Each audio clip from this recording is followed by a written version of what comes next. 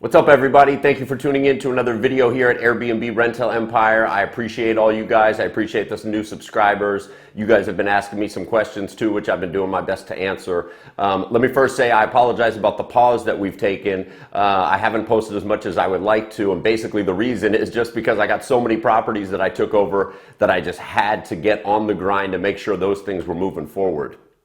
You see, when I take over these new properties, I start incurring expenses right away. So I want to make sure I get these things up and running as quick as possible. But what I want to talk to you guys today about in general is a lot of people ask me, why does an owner not do Airbnb themselves? That seems to be a common question from people. People wonder, why doesn't an owner, if you can make so much money doing Airbnb, why doesn't an owner do it themselves?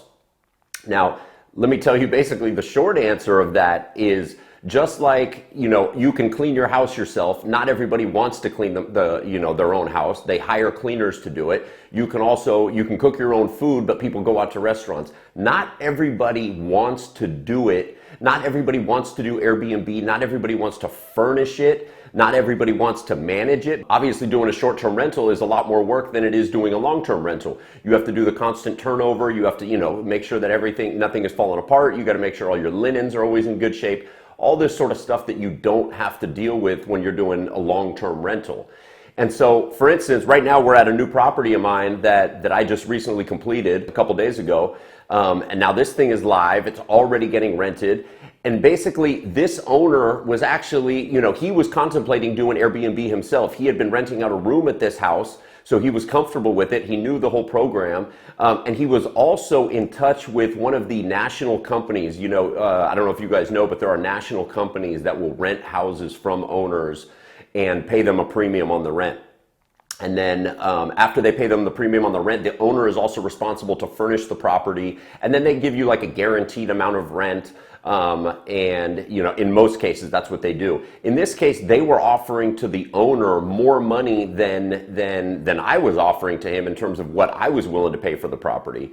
But the reason that he worked with me was because he wanted to be hands off. He felt that he was going to be more hands-on if he went with that national company. Maybe he was going to make a little bit more money, but it was going to cost him his time. So when he and I started talking, he was, like I said, he was going to make more money with them, but he didn't want to put in the time to do that. So what I approached him with was where he doesn't have to do anything. He is essentially getting a long-term tenant. I'm signing a long-term lease.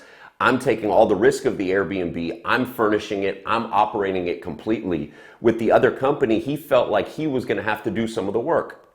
Now, this is common for a lot of people. This gentleman, him and his wife, they had a young baby. They have a blossoming family there that they want to focus on. And, they don't want to do Airbnb. And a lot of people feel that way. So it's, like I said, it's just one of those things where it's not for everybody. If you're watching this video, it's probably for you, or you're at least considering it. But again, not everybody wants to do it. I know plenty of people that they're scared of the risk as well. In addition to the work, a lot of them, instead of, having a secure long-term tenant, they feel that, they don't know what's going to happen with the market. What if people stop traveling, etc.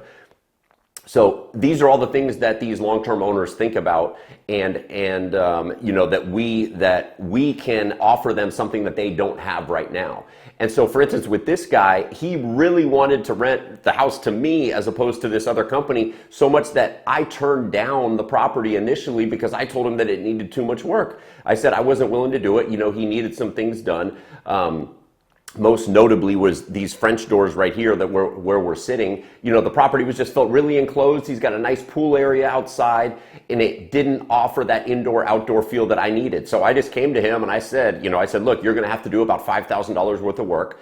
I'm willing to supervise it. My guys will do the work, but in order for me to rent the property from you, I'm going to need that credit. So basically, that's what happened. He gave me, $5,000.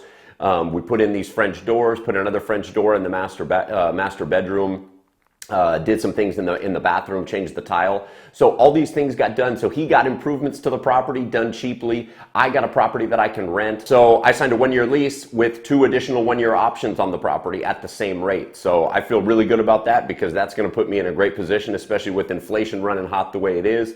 I can lock in this property at the same rate for the next 3 years. Yeah, so now I have control of this property, like I said. I'm feeling really good about it. So let me give you guys a little bit of a preview of this property since I haven't showed you guys everything. We're going to take a look around here.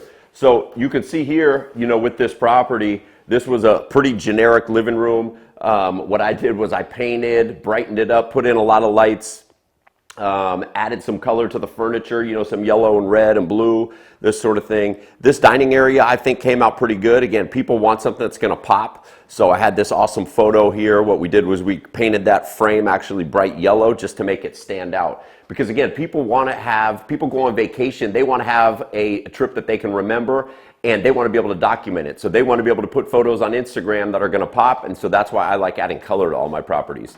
So here, if we go, we can go in here and check out the bedrooms here and what's been done here. Here we have the bedroom, the kids' bedroom with the twin beds. Again, some colors. This thing stands out. We go here too. We have, here's the one of the guest bedrooms. Again, bright colors. It's going to stand out for people. And then here we have the master bedroom. So again, this place looked really dull before. It just wasn't very exciting. So I added the color to the walls.